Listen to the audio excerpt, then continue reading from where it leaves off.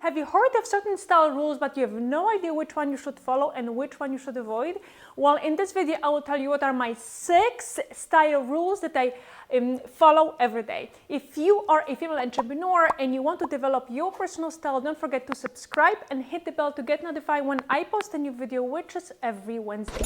Over the past 15 years, I have styled many celebrities like Selena Gomez, Olivia Holt, Sarah Hyland, and many others. I also helped many female entrepreneurs develop a powerful image. So if you are at the point where you don't know what your style is, I have a super fun free quiz that will help you narrow down your personal style. I will also give you a list of must-have pieces and a list of brands to get you started. And I will link it in the description below. So without further ado, let's get started. There are so many different style rules out there, and I'm sure you have heard about some of them. Now, most of them are very dated, and you shouldn't be paying attention to them.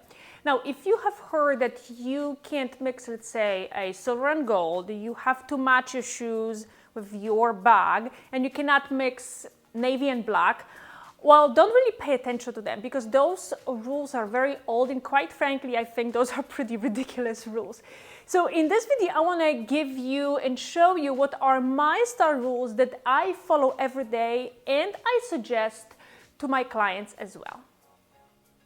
The fit. Now, the fit is the first thing that I always pay attention to. Now, regardless of your style, whether the piece you are wearing is cheap or it's expensive, maybe it's from a department store, maybe from a boutique, it doesn't really matter. It has to fit properly. So let me show you an example.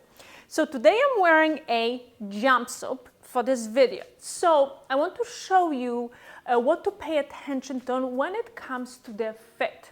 So let's start with the shoulders first. So the seam should lie on top of your shoulder line unless you're wearing a dropped sleeve. In that situation, it would fall like below the shoulder line, but if it's like a regular shoulder, it should lie right where your shoulder line is. Now, let's talk about the waist. Now, I always pay extra attention to the waist. As you can see, even if I don't tie the belt that is connected to this jumpsuit, the fit of this jumpsuit is great. It nicely follows my shape and it gives me a nice definition. Another thing to pay attention is to where the waist of the garment hits you. This jumpsuit hits me right at the right spot. All right, so now let's talk about the crotch. Now, you want the crotch to hit you not too low and obviously not too high. So when you walk, you should feel comfortable and the fabric is not too droopy between your legs and not too tight. Sometimes it's going to be difficult to get the right fit, especially when you're trying the jumpsuits. And when you are a petite person, usually the crotch is going to be pretty low on you. Now, the last thing that we should look at and pay attention to is the sleeve length. So this jumpsuit has a 3/4 sleeve length and it should hit about 3 inches above the wrist. And now pay attention to the length. If you wear a regular long sleeve blouse, the sleeve should hit you, I would say, a 3/4 of an inch below your wrist.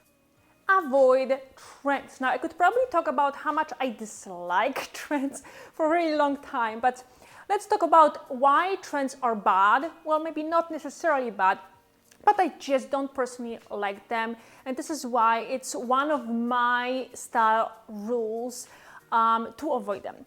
Now, first of all, trends come and go. So unless you want to change your whole wardrobe every year, it's not the best idea to invest in trends. And I definitely wouldn't suggest for you to do it.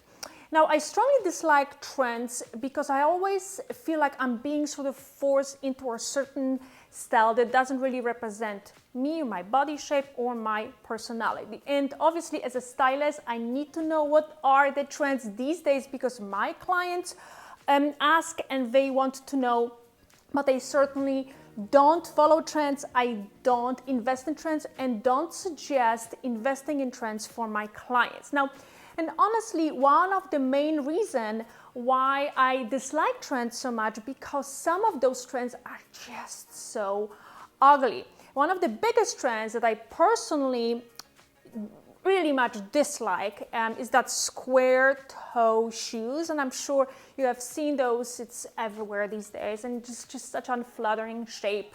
The foot just looks big, and I just personally don't understand that particular trend at all. I stick to my style. Now, this is a very important rule that I follow in order to stay consistent with my style, but also this rule really prevents me from spending money on a wardrobe that I basically won't wear. And there are some times when I want to go, outside my comfort zone and try new things. So I shop and try new cool designs. Maybe I just try new silhouettes and things like that. And every time I do it, I just end up not wearing those pieces. And most of the time, I either just hang those pieces inside my closet, or I just either sell it or donate it. And, since I stick to that rule, I wear everything that it's in my closet. Now, obviously, there are some pieces that I wear on a regular basis that are a little bit more contemporary, and also certain pieces that then, I just only wear for like a special occasions. But those pieces are being worn, and since I stick to that rule, I stop spending money on unnecessary wardrobe that just hangs in my closet. I avoid paying full price. Now, this has been my rule for a really, really long time. And there are some instances where I pay full price for a piece. Usually it's like a classic piece, so maybe like I buy a classic button down, maybe some slacks, maybe some pants, or casual pieces that I wear often. For instance, tees, I wear a lot of t-shirts, track pants, things like that, but usually I buy most of my wardrobe on sale. Now, that being said, I usually don't shop inside the outlet stores like Nordstrom Rack, Saks or Fifth, simply because I just find that most of the clothes they carry are just very random, and I really can find something that I actually really, really like. So instead, I visit sales sections on like Neiman Marcus website, or maybe Saks Fifth Avenue, and also love Outnet, which is a sister site to Net-a-Porter.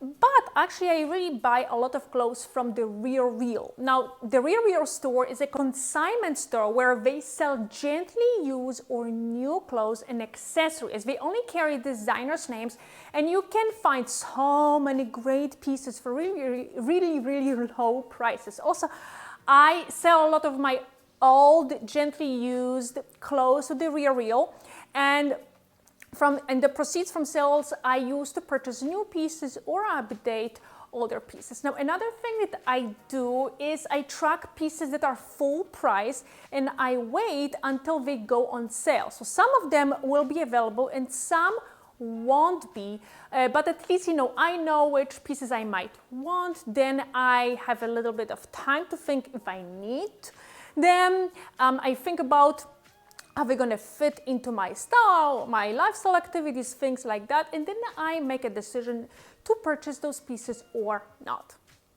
I shop according to my lifestyle activities. Now, this is the most important rule, and almost as important as sticking to my style.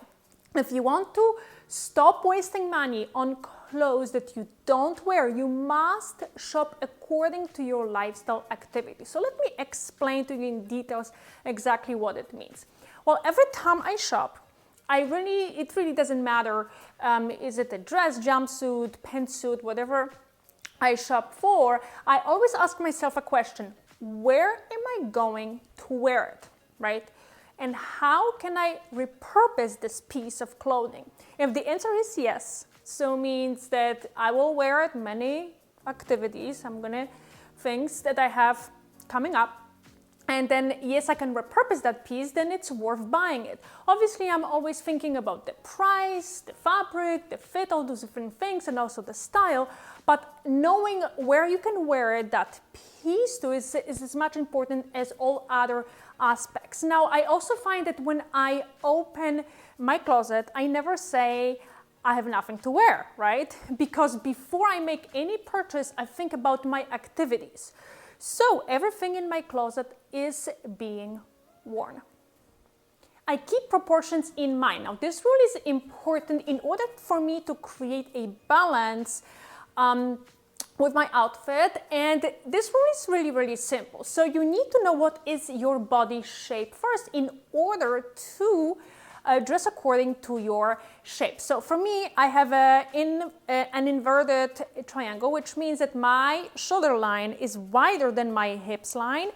And I carry, carry a little bit of weight in my midsection. I have a pretty big bust. So I look great when I add volume to my lower part of my body. So for example, a pleated skirt is a great choice as pleats add volume and then create a balance between the lower body half and the upper body half. Now that's one way to create proportions. Now, another way is to make sure that you create a balance in your wardrobe. So, for instance, if you want to wear, let's say, like an oversized top, I will make sure that I will style it with a slim bottom. So, in this situation, I wear an oversized button down and I will style it with mid-rise jeans. Now, if I want to wear, let's say, like a full skirt, I would just simply style it with a simple top to make sure that proportions are in place. So now you know exactly what are my style rules. Let me know if you have those style rules. Maybe you have different rules. I would love to hear from you. Also, if you are a female entrepreneur and you want to develop your style, this channel is for you. So don't forget to subscribe and hit the bell to get notified when I post a new video, which is every Wednesday. Thanks so much for watching, and I will see you next week.